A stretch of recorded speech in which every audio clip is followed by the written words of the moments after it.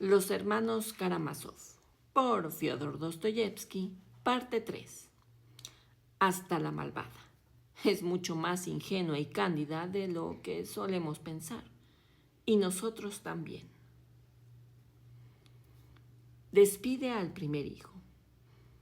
Naturalmente, cualquiera puede hacerse una idea de qué clase de educador y padre sería un hombre como aquel. Como padre, ocurrió con él lo que tenía que ocurrir, ni más ni menos.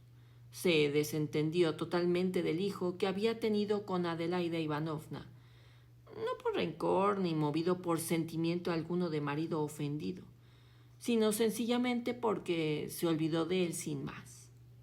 Mientras Fyodor Pavlovich abrumaba a todo el mundo con sus lágrimas y sus quejas y convertía su hogar en un antro de perdición. Un fiel criado de la casa Grigori se hizo cargo del pequeño Mitya, de 3 años, y de no haber sido por sus desvelos, posiblemente no habría habido nadie en disposición de cambiarle la ropita al niño. Además, al principio la familia materna del pequeño también parecía haberse olvidado de él. Su abuelo, o sea, el propio señor Musov, padre de Adelaida Ivanovna, ya no se contaba entre los vivos. Su viuda, la abuela de Mitya, que se había trasladado a Moscú, estaba muy enferma. En cuanto a las hermanas de la madre, se habían casado, de modo que durante casi un año Mitya quedó a cargo de Grigori, residiendo con él en el isba destinada a la servidumbre. Por lo demás, aun suponiendo que el padre se hubiera acordado del crío, de hecho, era imposible ignorar su existencia, lo habría devuelto a ese isba, pues habría representado un estorbo para su vida disipada. Pero el caso es que acababa de regresar de París, un primo hermano de la difunta Adelaida Ivanovna, Piotr Alexandrovich Musov, quien después viviría muchos años ininterrumpidamente en el extranjero. Y aunque por entonces era aún muy joven, se distinguió siempre entre los Musov por ser un hombre culto, capitalino, cosmopolita, europeo de toda la vida y ya en su madurez un liberal, tal y como estilaría en los años 45. En el transcurso de su carrera mantuvo contactos con muchos de los más señalados liberales de su época. En Rusia y en el extranjero conoció personalmente a Proudhon y a Bakunin. Disfrutaba especialmente recordando y contando el declive ya de sus andanzas. Lo ocurrido en París los 3 días de la Revolución de febrero de 1848, dando a entender poco más o menos que él mismo había participado en las barricadas. Era este uno de los recuerdos más placenteros de su juventud. Disfrutaba de holgura económica. Poseía unas 1000 almas contabilizadas al modo antiguo. Su magnífica hacienda se encontraba justo a la salida de nuestra pequeña ciudad y lindaba con las tierras de un famoso monasterio con el cual Piotr Alexandrovich, siendo aún muy joven, nada más heredar, entabló un interminable proceso en relación con unos derechos de pesca en el río o de tal en el bosque. No sé con precisión, pero lo cierto es que consideraba su deber ciudadano de hombre ilustrado entablar un pleito contra la clerigala. Habiendo llegado a sus oídos la historia de Adelaida Ivanovna, de la que naturalmente se acordaba, y en la que incluso se había fijado en su día, y sabiendo de la existencia de Mitya, pese a toda su indignación juvenil y su desprecio a Fyodor Pavlovich, decidió tomar cartas en el asunto.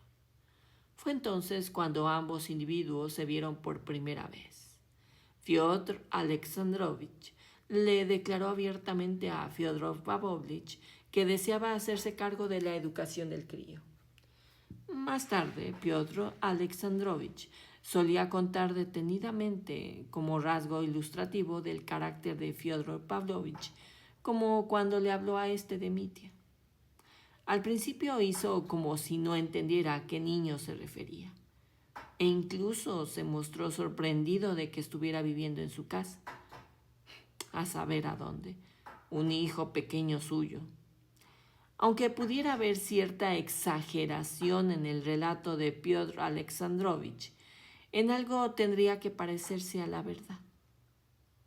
Efectivamente, durante toda su vida a Fyodor Pavlovich le gustó fingir, ponerse de pronto a representar delante de la gente un papel muy llamativo, a veces sin la menor necesidad, cuando no en su propio perjuicio, como en este mismo caso.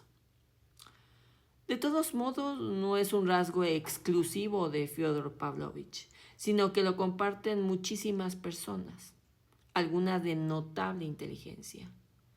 Piotr Alexandrovich puso todo su empeño en el asunto e incluso fue designado, conjuntamente con Fyodor Pavlovich, curador del niño, dado que a pesar de todo, éste había heredado de su madre una casa con unas tierras. Mi tía, de hecho, se fue a vivir con su tío segundo, pero éste, como no tenía familia, en cuanto puso en orden sus propiedades y se aseguró el cobro de las rentas, regresó de inmediato a París para una larga temporada, dejando al niño al cuidado de una de sus tías, una señora de Moscú.